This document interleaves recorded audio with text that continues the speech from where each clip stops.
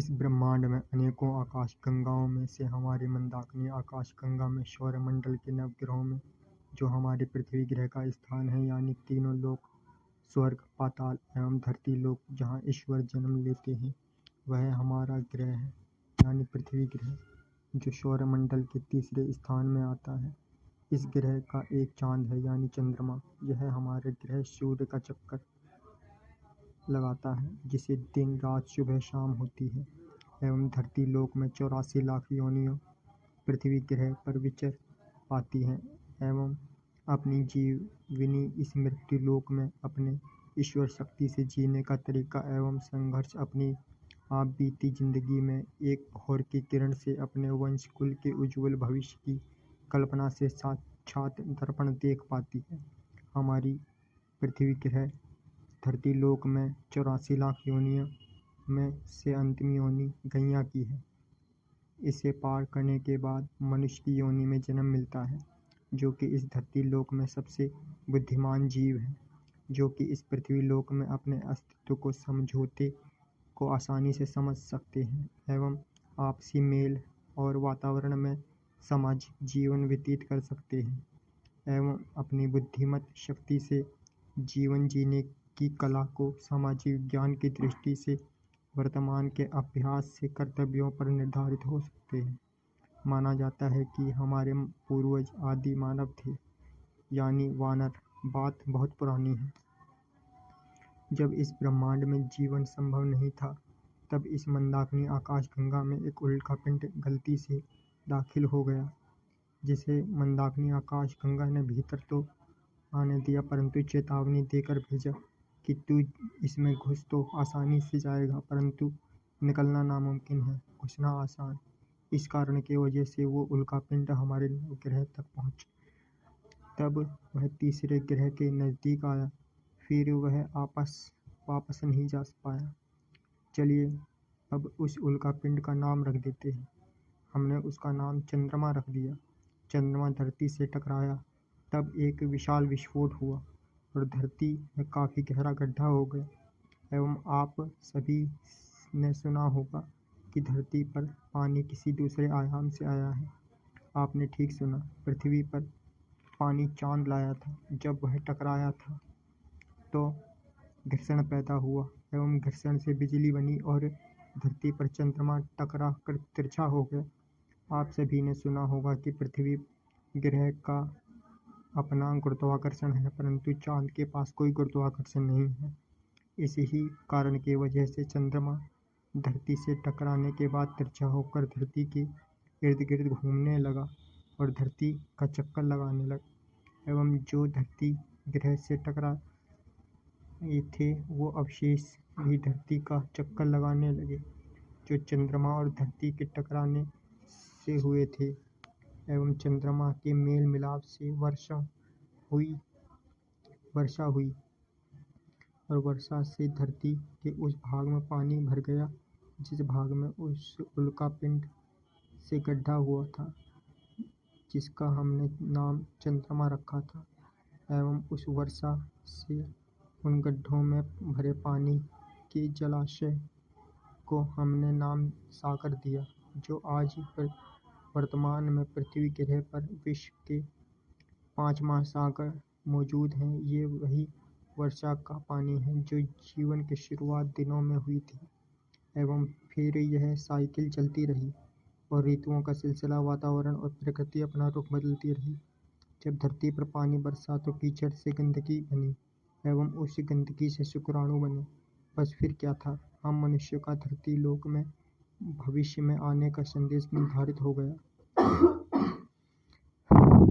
माना जाता है कि पानी में एक कोशिका और बहुकोशिका का जन्म हुआ, एवं हमारे सबसे पहले पूर्वज यही 2 जीव हैं, जो नर और मादा थी। एवं इन जीवों से आगे की पृथ्वी के जीव योनियां बनी, परंतु हमारी धरती लोक को एक और भविष्य में सामना करना था। इन जीवों से पहले पानी के जीवों का संचालन रूपी जीवों का निर्माण हुआ, जैसे मछली, मगरमच्छ, और फिर इस ग्रह पर एक अनोखे प्राणी विचरने लगे। ये युग डायनासोर का था। एवं उन डायनासोर के साथ एक अनोखे प्राणी भी धरती लोक में थे, जैसे गिलहरी, वानर आदि। एवं डायनासोर की कई अरसा गुजर गया धरती पर भ्रमण करते हुए।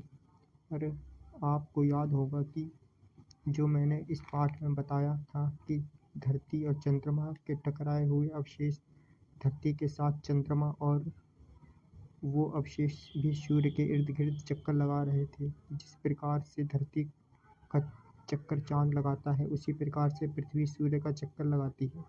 आप सभी को बता दें, आज के युग में हम मानव समाज जिन ईश्वर की पूजा करते हैं, वह किसी दूसरे आयाम से आए थे, या फिर कह सकते हैं कि मनुष्य के पूर्वज परिग्रही थे, जो इस समय सारणी में विलुप्त होकर हमारी आकाशगंगा में दाखिल हो गए। हम मनुष्य के भविष्य में से भूत तक का सफर इन्हीं ईश्वर के हाथ में है।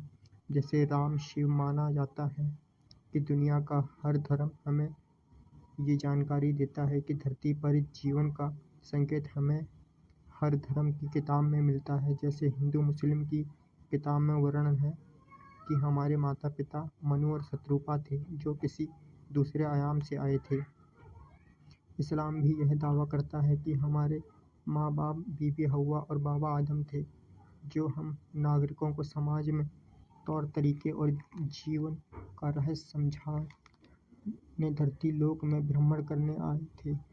आइए इस पाठ की चर्चा करें। जब धरती लोक में डायनासोर की आबादी ज़्यादा हो गई एवं तरह तरह के डायनासोर धरती पर भ्रमण करने लगे, तो धरती पर वजन के कारण सौरमंडल में समय खराब हो गया एवं जो अवशेष धरती और चंद्रमा के टकराने से हुए थे, जो पृथ्वी ग्रह के इर्द गिर्द घूम रहे थे, उन अवशेषों की वर्षा धरती पर होने लगी। चारों तरफ आग के गोलों की वर्षा हो रही थी। इस वर्षा ने एक बार फिर धरती पर जीवन का संकेत मिटाना चाहा, परंतु प्रकृति को तो कुछ और ही मंजूर था। एक बार फिर धरती पर जीवन खत्म होने की तादार पर पहुंच गया, परंतु जीवन का एक नया मोड़ ले रहा था।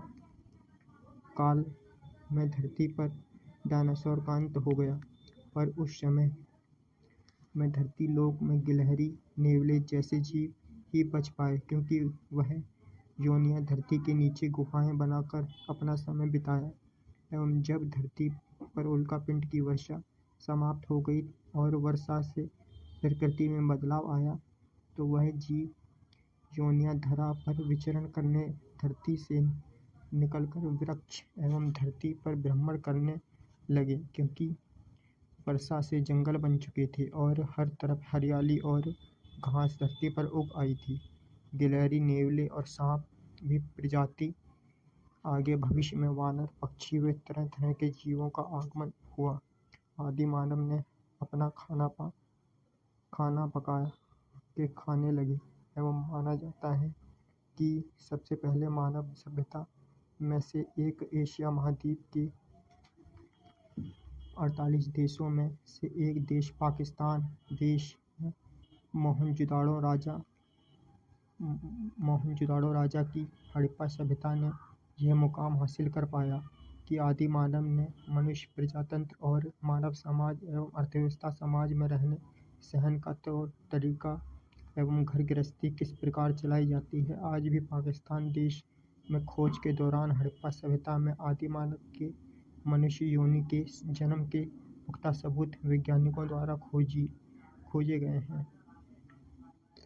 अब खोजे गए अवशेषों एवं वहाँ बनी प्राचीन कॉलोनी एवं गांवों से मिलते हैं एवं मानव समाज अपने जीने के लिए क्या क्या करते हैं। जैसे पंडितों द्वारा नर और नारी का रिश्ता मिलवा कर विवाह करवाना एवं वो जोड़ा जिनकी शादी हुई है एक परिवार में बंधकर अपने कुल के दीपक के लिए अपने वंश का चिराग जला।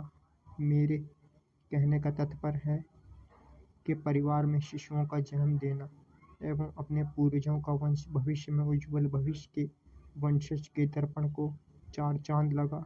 मेरा तात्पर्य है कि एक धर्म में जाति के गोत्र की वंशावली भविष्य में चलती रहे। यही वंशावली मोहनजोदड़ो के हड़प्पा सभ्यता में देखी गई थी। जो पहला गठबंधन मानव समाज इस पृथ्वी में अपने समाज में कुल एवं घर गृहस्थी में अपनी जीवनी चलाने में सक्षम रहा।